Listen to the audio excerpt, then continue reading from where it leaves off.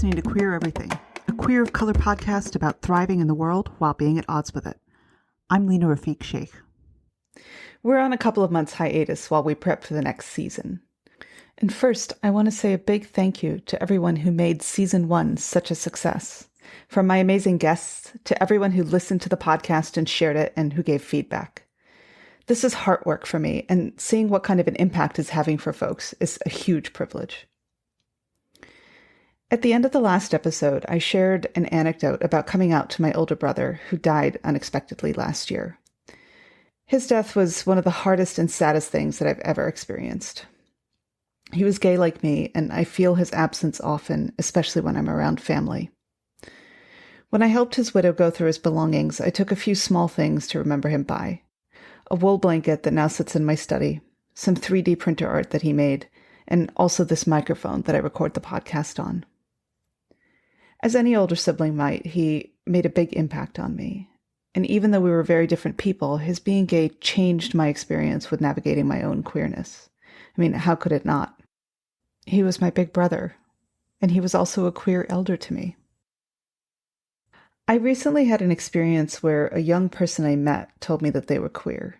I came out to them as well, as did the friend that I was with that day. The thing that struck me was when they looked at us and said, "You're the first queer adults that I've knowingly met," followed by, "and you're happy," as if it was a surprise. And that just made my heart ache because I know all too well the messages they were probably getting at home that made them feel that way. I also saw what a moment of possibility it was, what it meant to have a real life counter to those messages, and to be able to envision, for the first time, a queer future. So, the theme for Season 2 is going to be family. Queerness and family, queering the notion of family, and being queer family to others in the myriad beautiful ways that queer kinship works, whether that means found family, being a queer elder, or what having queer elders has meant for you. And for this, I would love your help. If you have thoughts for what you'd like to see or people in mind whom we could talk to, please get in touch with us.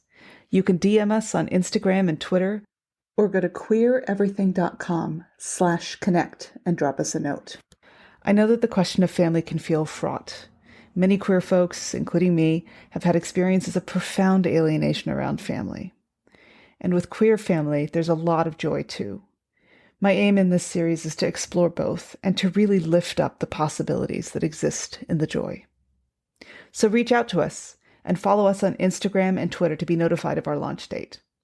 Thank you so much for listening. Until next time.